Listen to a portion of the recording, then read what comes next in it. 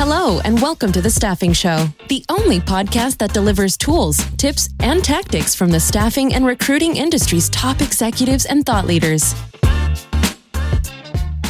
Today's podcast is brought to you by Staffing Referrals. At Staffing Referrals, we understand the challenges your agency faces every day. From finding high-quality candidates and clients to automating your recruitment process, our platform is designed to help you grow your agency faster. Imagine a world where your agency can automatically build your talent community, improve your recruiters' productivity, and automate manual processes, all the while improving the candidate experience. But don't just take our word for it. Here's what a few satisfied customers have to say. Our referral program boomed after partnering with Staffing Referrals. The technology allows us the tracking, communication, and reporting our traditional referral program desperately needed to unify and expand. Can't imagine our business without it. Are you ready to transform your staffing agency? Let's reduce your dependency on job boards, deliver the experience your candidates expect from a modern business, and turn your talent pool into a competitive advantage. Visit staffingreferrals.com and get ready to grow. Hello, everyone. Thank you for joining us for another episode of The Staffing Show. Today, I am extremely excited to be joined by Ashley Andersen, who is the founder and CEO of EzraSag. Ashley, really great to have you back on the show. We've always had deep, great conversations about how to improve our mental health, our mental well-being. And today we're going to be jumping into something that I know a lot of you in the staffing industry are experiencing because it's been some challenging times, is the topic of burnout and discussing what it is and how to kind of improve outcomes with where we're at today. To kick things off, Ashley, I always like people to have a little bit of background on kind of who you are and what you're up to today. So let's start there, and then we'll go ahead and jump into the topic of burnout. Thanks, Dave. We'll solve all the world's problems, right? Absolutely. That's the hope. That's the hope. Scratch the surface, maybe. Thank you so much for having me back. I love these conversations. Yeah, I mean, a little bit about me. I'll start with me. My background, my career started as a social worker. So I have that kind of clinical lens when it comes to human behavior and kind of our neurobiological hardwiring, which comes into the work that I've been doing over the course of the last 10, 15 years, which is more in the professional development, leadership development space, executive coaching, things of that nature, building and running leadership development programs. And then, it was the last year or two, I've lost track of time completely. But I remember I turned to a colleague of mine at the time and I said, people are not okay. And that really hasn't changed, unfortunately. I would love for there to be a reason for my company to not exist. Yeah. But we're working on it. We're working on it maybe one day. But yeah, it was really, we were trying to do a lot of leadership development, skill development, but then looking at what people were kind of showing up with and the challenges that they were really dealing with in those moments, and understanding human behavior, that if we're not addressing these kind of foundational areas of people's lives in terms of their mental and emotional well-being, it's going to be really hard for them to become really skilled as leaders and to put some of these other more tactical leadership skills into practice. So that was sort of the impetus of EzraSag, and we provide a number of services, but fundamentally we help organizations to make sure that their people can withstand and thrive through change and uncertainty and pressure without that burnout happening. Yeah, and I just think it's such an important topic because, we've all either experienced burnout ourselves or had a teammate who's going through burnout. And I think that what it does from a productivity lens, from the outcome, the creativity, I think trying to be creative when you're burnout, trying to solve something in a new way when you're burnout, or trying to be, at your best. And sadly, it seems like burnout tends to happen when you might need to be performing at your best. So I think this is such a hot topic for leaders in the industry right now. Jumping into it, I know one of the things that you talked about with burnout was you said it's not just stress, it's disconnection. Just to kind of explore that a little bit deeper. Yeah. You think of stress, like the idea isn't that we're removing stress and like creating this utopia of stress-free. That's not only unrealistic, but it's actually not desirable. There are some really positive effects of stress when it is kind of that run-of-the-mill day-to-day stress and not this chronic compounded version that we're under right now. But when you think about what is driving burnout, I think our immediate kind of place to put blame is on things like workload. Like we hear a lot of, I don't have enough minutes in the day. I have so many meetings on my calendar. I have these like impossible client demands or these impossible metrics.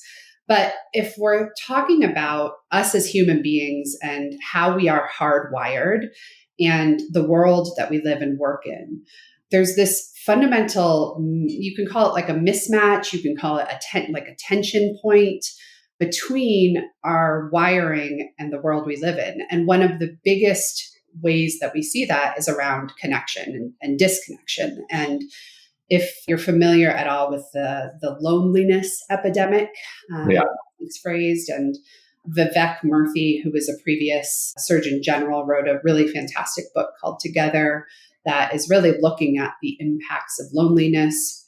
And in some ways, the research has shown that aloneness and that loneliness is more detrimental to our physical and emotional health than anything else. Like they've compared it to smoking cigarettes and that it's worse than smoking cigarettes. Wow. Wasn't it like there was like the state was the new, smoking. Now loneliness is the new sitting, but it is really terrible. We're hardwired to be connected with each other and to be in deeper connection. And you can look at your calendar and go, wow, I'm connecting with people all day, right? But the problem is those are really transactional connections and really transactional conversations. And what we are getting further and further away from today are more deep, kind of supportive, inspiring, thought-provoking, growth-oriented types of connections and conversations. We just aren't making space for them. We aren't engaging in those types of connections. And as a result, like we're feeling less capable of handling the stress and pressure that we're going through. So it's like you don't see it automatically as the culprit. You're like, oh, it's workload.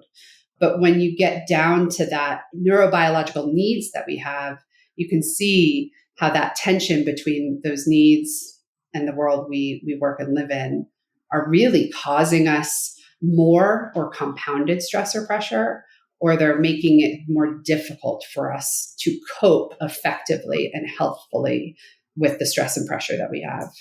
Yeah. And what are, with that in mind, I mean, I feel like the aloneness, the sitting on Zooms all day, it's like, that's not, it doesn't feel like real connection. It's not like actually having lunch with somebody or sitting with somebody in the office. What are some things that leaders can do to kind of help either alleviate the feeling of aloneness or that improve the experience? Yeah. I think first and foremost, we have to confront some of maybe the doubts that we have. And I'm sure there are people that are listening or watching that are going to go, I don't have the time to create those types of connections, or maybe they don't feel like it's their responsibility. But again, you're dealing with the outcomes of a lack of that type of connectivity. So, it's sort of your responsibility. Yeah, it's like proactive or reactive, where we want to sit. Exactly. If you're interested in the outcomes of things like you were talking about, creativity and innovation and collaboration, then you got to get to the source of what's getting in the way, whether that's uncomfortable for you or not. But I think there's this myth around the fact that like deep, meaningful connection needs to happen over long spans of time, that we need to be in person. Oh, does that mean we need a 3-day retreat? That's great. Love me a 3-day retreat. But no, you don't need that. Like you can build deep and meaningful connection in 10 minutes of time.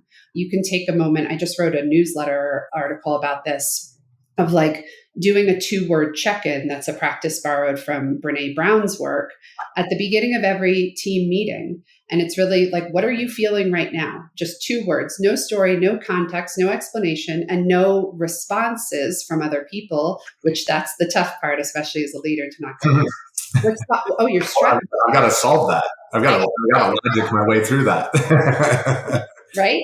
It's really to create like more empathy, more understanding, more, again, less aloneness. Yeah. get to hear like, oh, I'm not the only one kind of in this experience. And that is really meaningful. And it takes, depending on the size of your team, like barely any time at all. So, there are a lot of different ways that we can just set aside the transaction for a moment. It doesn't mean don't get back to the agenda, but create those small moments. And what was the second question? So what are you feeling right now? And then what was the second one? That's it. Just 2 words, like two words for what you're feeling right now. And got you. Okay. Yeah. yeah, you want to set it up so that you're saying to people, because we are naturally storytellers. So people will go, oh, well, I just got off the phone. You're like, nope, no story, just 2 words. And it's pretty powerful. I can tell, I can see you're taking notes. So I want to hear that from you. I am taking notes. I mean, I always take, whenever we talk, I take notes on how to, I'm like, this is going straight to the books. I'm going to use your knowledge, like your expertise to help you improve. So I hope others that are listening do that too, because I love it. That's great. And I think you just shared a behavior that we can do proactively to help build connection that honestly feels very approachable. What are some things that leaders might be doing that they think are helping, but are actually having the opposite impact? That's a great question. There's probably a lot. I'm finding more and more that I subconsciously do that don't necessarily have the intended impact. So yeah, how do you recognize eventually that the impact is not aligned with the intent? I most recently took a call transcript and threw it into Gemini from a coaching call that didn't go as I had intended it to go, and identified some key areas where I thought I was suggesting some of the right things. And it was like, well, here's the moment where you actually created like more stress. You actually made the problem worse unintentionally. Yeah. And I think that those things happen. My example was, I was like, oh, well, this seems like a stressful problem to solve right now. So let's just put it as homework and we'll get to it later. And it was like, that was not the right thing in that moment.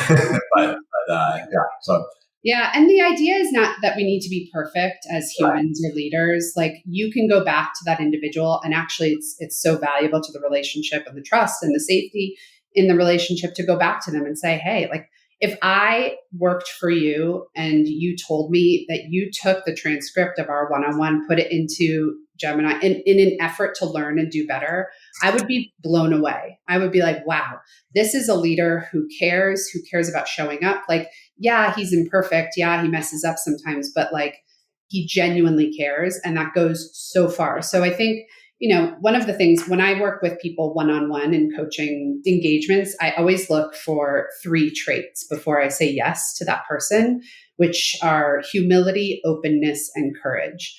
And you just talked about like having 2 of those. And I'm sure you went back and repaired the relationship, which takes courage, but having the humility to acknowledge like none of us are perfect. We all are going to mess up. And then having the openness, like to put your transcript into Gemini and read. And you're like, ooh, it's uncomfortable as a person to see where you mess up, because we all are, for the most part, well-meaning, well-intended. Yeah. So when we see an example where that didn't align, we're like, oh, gosh. And it's easy to go down that rabbit hole of like, God, I suck and I'm dropping the ball and blah, blah, blah. But really important to like not shame yourself. Instead, talk about like, that wasn't great, like you did. Oops. And what do I need to do to make it better? But I think, back to your original question of, how do leaders kind of get in their own way a little bit? There are a couple things that come to mind, one of which is not doing their own work.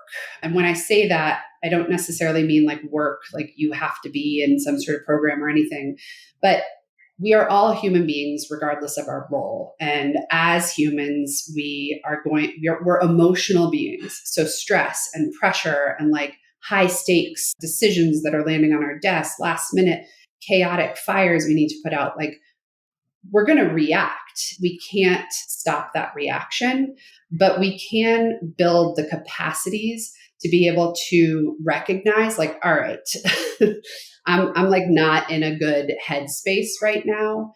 And what do I need to do? And it could be really simple, a couple deep breaths. It could be, I'm going to like get up and stretch a little, or I'm going to call somebody to skillfully, productfully vent, which is different than just calling and complaining. But like having your own practices in place for your own stress relief, stress management. Because if you don't do that, don't kid yourself that it's not going to pop up in your one-on-one, that it's not going to pop up the next time you're, leading your team meeting or in front of the board. Like, it's going to pop up. You got to deal with it so that it doesn't pop up outside of your kind of control or agency.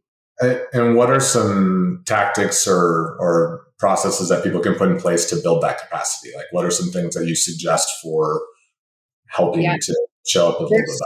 They're super simple, and we love to over complexify things, and people hear these things and they're like, really? I was just on the phone with somebody yesterday where she said, I've been doing these things and they actually work, no, I've been getting sleep. Wouldn't you know? That is always such a funny one. You're like, the world's ending. And then you get a good night rest. Like, I got this. Yeah, life changing. I don't know why we need more complex solutions. I really, that's too simple. I am not going to believe that is going to work. Yeah. Truly, all the work that we do is based in research, because don't waste your time on hacks that are not based in research. Just because you don't like what the research is really illuminating, the simplicity of it or the sort of out of the box nature of it. And nothing that we teach or we promote is revolutionary. I always say that to people. And I think one of the things that's really beneficial with services like ours is that there's consistency, there's accountability, because that's more so where we get in our way.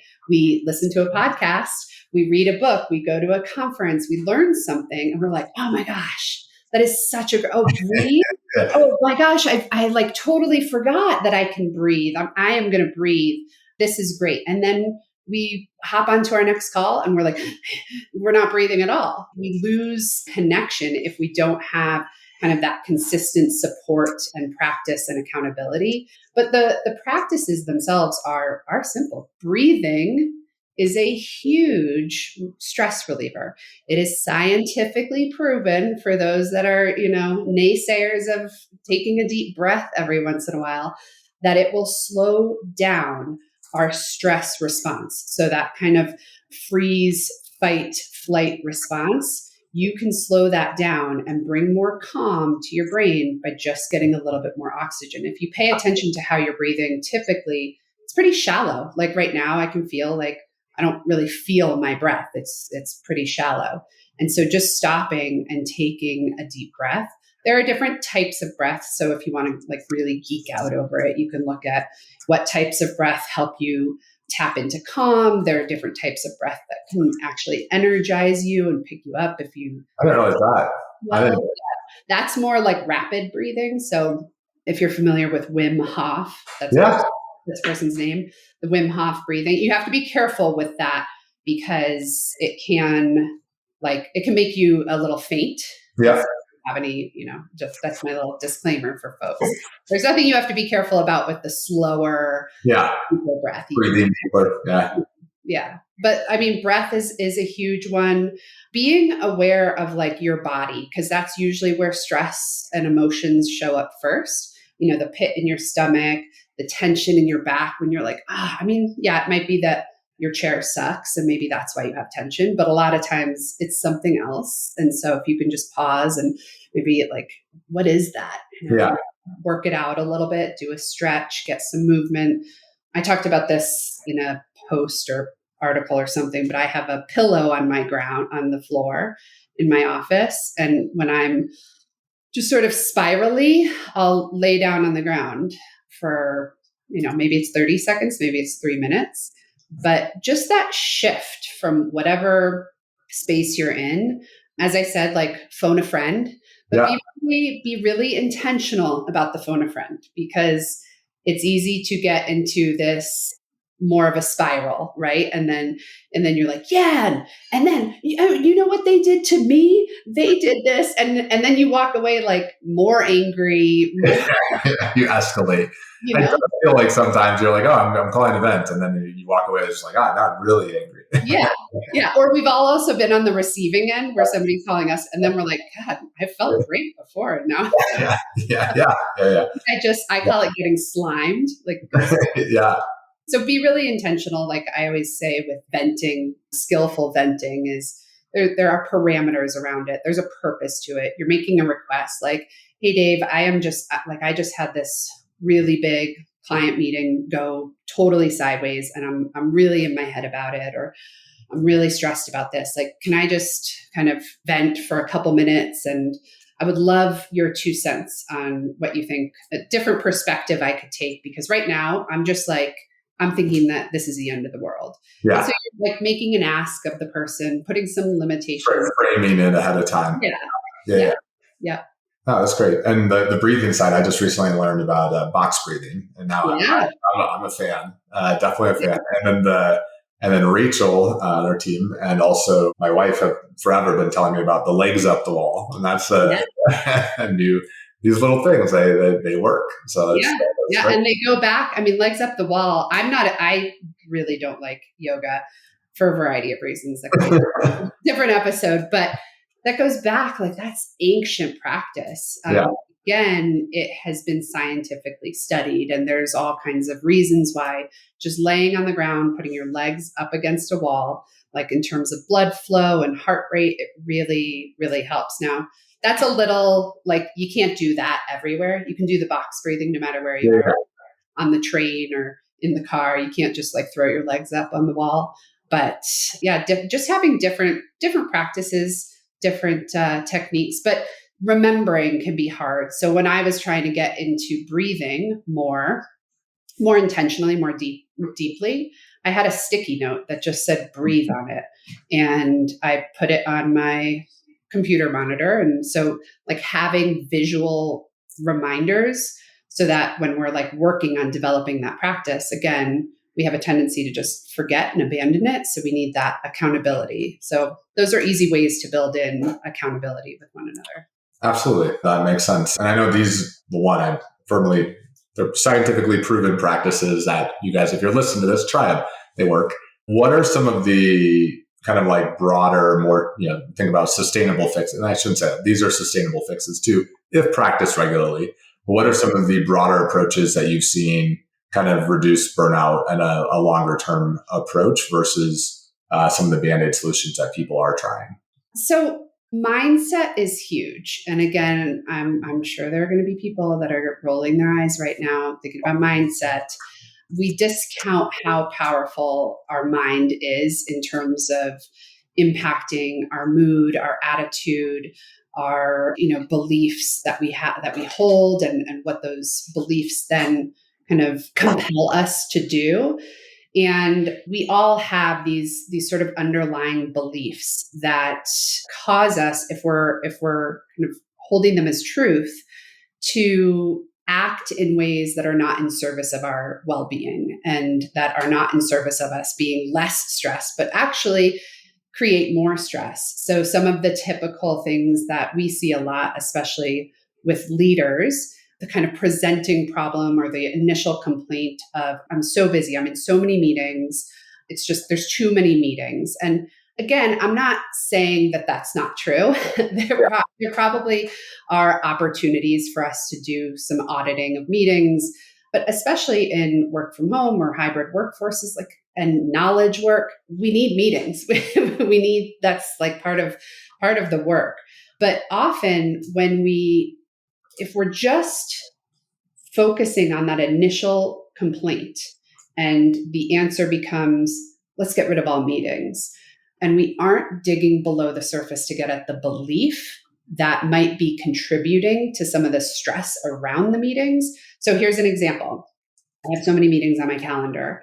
We dig into what's beneath that, and we find that there's this belief that there's a little bit of FOMO, right? We want to be involved in everything, especially as leaders. Like we feel like, I got to be in that conversation. Decisions could be made. Yes, So what is that desire to be involved in everything, or that need to be involved in everything, causes us to go, yes, I'll RSVP yes to that, and yes to that, and yes to that, because we don't want to miss out. And so that's really where we need to target the change. That's where mindset comes in, because it's on me to do the work to change this belief that I need to be involved in everything or else, this kind of like scarcity mindset. Yeah. Kind of like if I don't touch it, it's going to fall apart. And as long as you feel that way, then you're going to overwhelm yourself because you don't have capacity to do it all. Is that kind of? Exactly. Or like, I need to be involved in everything my team is involved in. I need to know everything they're doing. I need to have my hands in it because ultimately it rolls up to me and I'm going to pay the price if something goes wrong. Well, yes, but that belief that you need to be involved in everything now has you totally micromanaging, not truly delegating everything. And that is causing you tons of unnecessary stress. Like, your work is always going to be stressful. Again, the idea is not to remove the stress. And especially if you're a high achiever, like, it's going to be stressful. You're taking on challenges, you're tackling difficult things.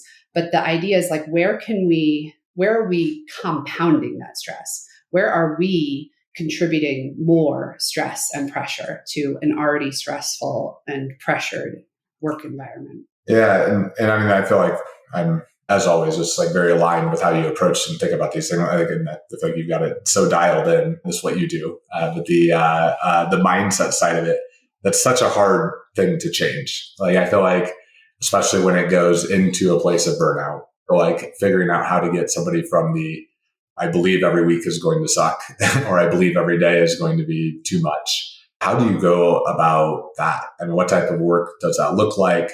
Yeah. It is tough, but it's not unlike if you wanted to pick up a new sport and you've never played it before, like, that's tough too. And it requires that consistency. You can't pick up a tennis racket, play once, and then 3 years later think you're going to be great. Like, I almost said Andre Agassi, but now I said it. I'm like, a lot of people are not going to know that reference. Oops. But yeah, like, it requires practice. It requires commitment, accountability, consistency, kind of a structured system for that practice, like any change or growth. It's just that we don't have a lot of those like systems accessible to us. We're kind of like, okay, well, where do I go? If I'm trying to do tennis, I'm going to like sign up at the racket club. If I'm trying to learn how to mountain bike, I might get with a mountain biking crew. But like, where do I go if my desire is to work on my mindset? And that's really what we're trying to shift and provide for people, because that's what creates change. But ultimately, like, it also goes back to personal agency and ownership. The individual has to want to change. Yeah. And often through coaching, people don't come to coaching and say, I have this belief that I need to be in everything my team does, and that's causing me. Like, they're not making those connections, right? So it's like, what is the pain? Like, what the pain for them is that they feel like there's not enough time in the day. And then it's helping explore that with them. So if you as a leader have somebody on your team, leaders tend to be very problem solution focused individuals. It's why they climb the ranks and become leaders, but not everything is a problem for you to solve. So sometimes as a leader, it's worthwhile to take a step back and take a little bit of a coach-like approach to the conversation with the person in front of you who's struggling in some way or who has a complaint. A question that I sometimes ask in coaching is, what's the request behind the complaint?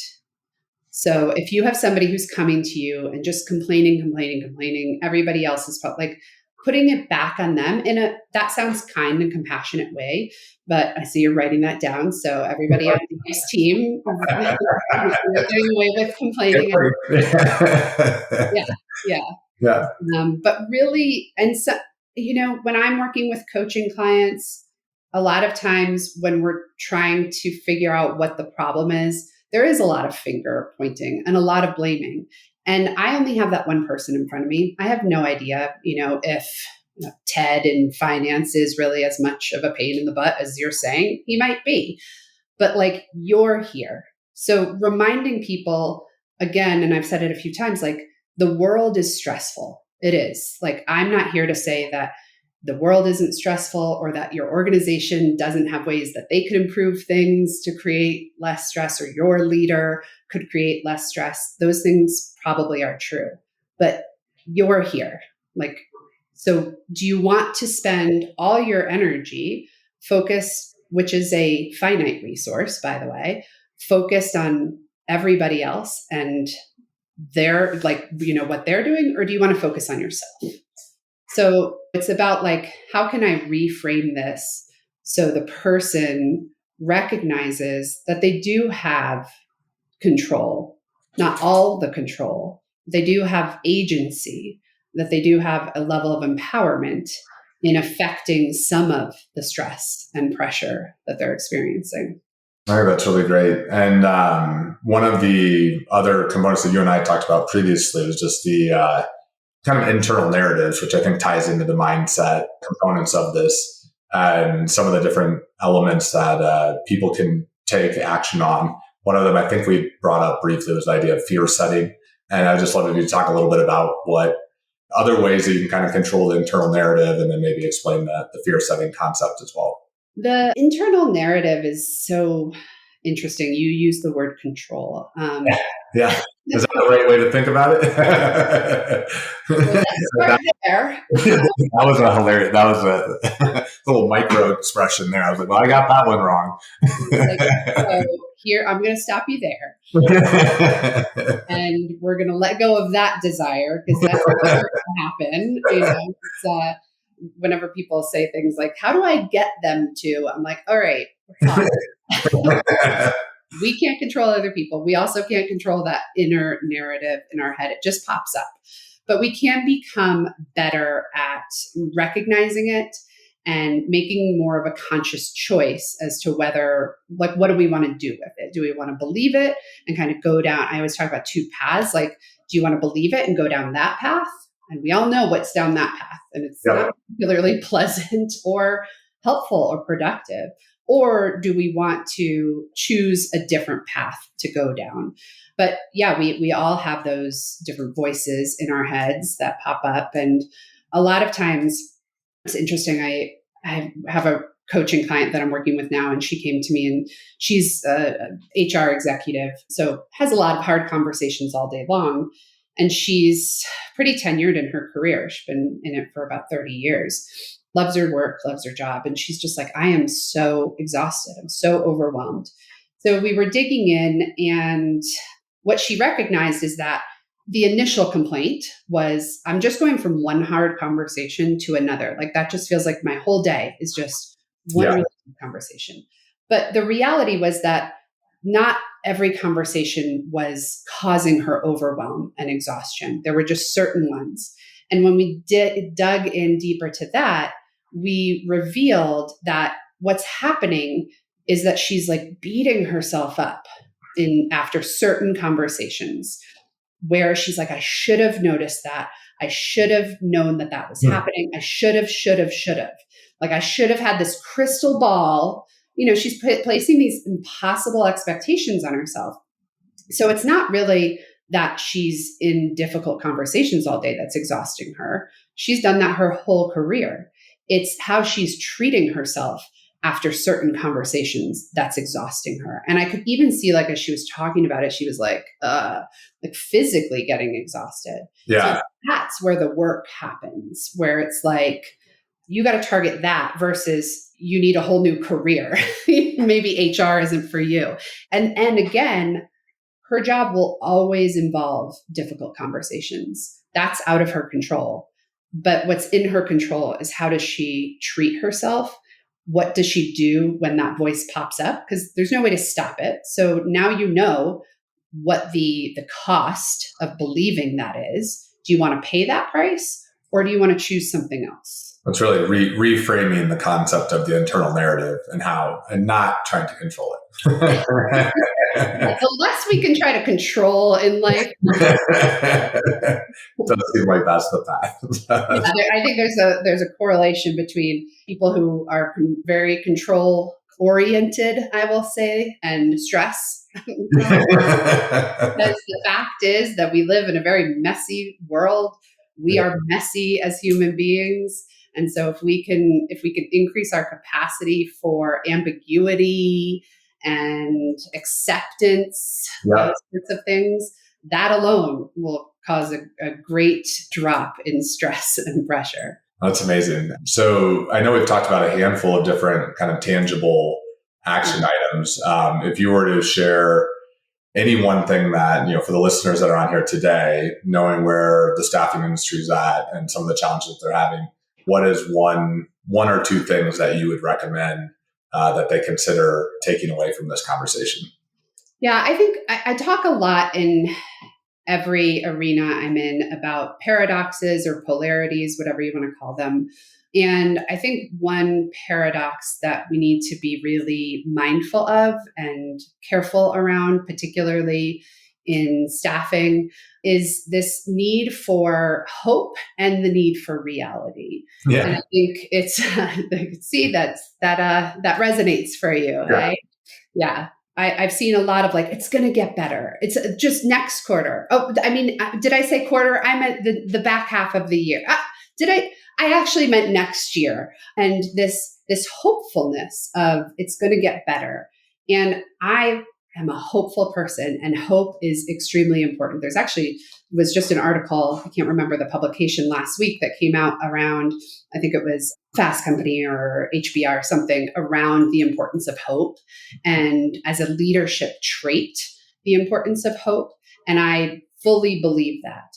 And there is such thing as too much hope when we are neglecting reality. And there's such thing as too much reality to the neglect of hope. And that's kind of how paradoxes work, is we don't want to swing the pendulum too far to one side to the neglect of the other. We really want to be in that messy middle where it's a bit of both. We want to show up individually as leaders, embodying both a sense of hope and a transparency and a reality. This is tough. There is a lot unknown. There is a lot out of our control. And we have a really fantastic team. What do we know? We have a great vision. We have a great strategy. So those things sit in the hope factor, but we are still being realistic, because when people are it's like a roller coaster, where they're and that's really jarring to our mental state. And it can be exhausting in and of itself to go from those extremes. So how do we kind of keep things a little bit more level? I know that's a failure I've had over the last couple of years, where it's all right, well, there's times when I'm all right, 2 months from now, things are going to be crystal clear. It's going to be super easy. I mean, actually, I would say that this is, I always say it was the false summits, the hopeful false summits.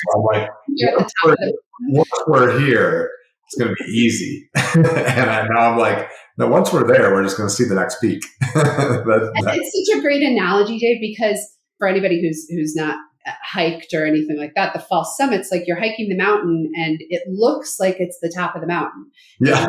There, and it's actually not. It's you're a third of the way up, and you're are we going to make it?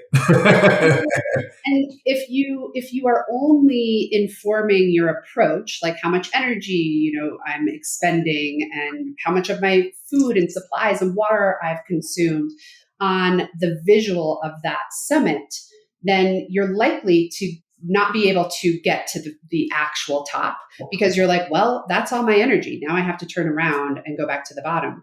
Versus if you're keeping your eye on the visuals, but you also are informed by, you've done your research, you're informed by the facts, how high it is. You have your little altimeter or whatever it is that tells you how many feet you've already climbed. I know how many feet I have to go. So even though there's that visual kind of tricking me, I know that I still have quite a bit ways to go. So it's important to have that hope, but it's also important to be rooted in facts and reality. And I think you said failure. With any paradox, there's no landing point. There's no perfect, I've balanced, I'm perfectly balanced. Constantly navigating. Yeah. It's just a constant kind of moving between. And the key there is to be aware. How do you know when you have gone too far over to hope? And how do you know when you're now too far into reality? Maybe everybody on your team's eyes look like mine do right now. Like they're a little like, then that might be an indicator that you're swimming too much in reality and you need to bring a little bit more hope into play, but being attuned to what's happening around you and inside of you for your own internal self too. Oh, that's really great. And, I think we've covered a lot of really good topics and tactics here. And I think we've only scratched the surface of what's possible. Yeah. I always enjoy having the conversation with you. For those of you that are listening, if you're leading a team and you want to go deeper on building capacity, connection, and resilience, you're trying to reduce burnout, increase the outcomes, I highly recommend you reach out to Ashley. Ashley, where can people find you? Where should people reach out to you to connect? Yeah, you can send an email if you want to do that directly at Ashley or info@EzraSageCo.com.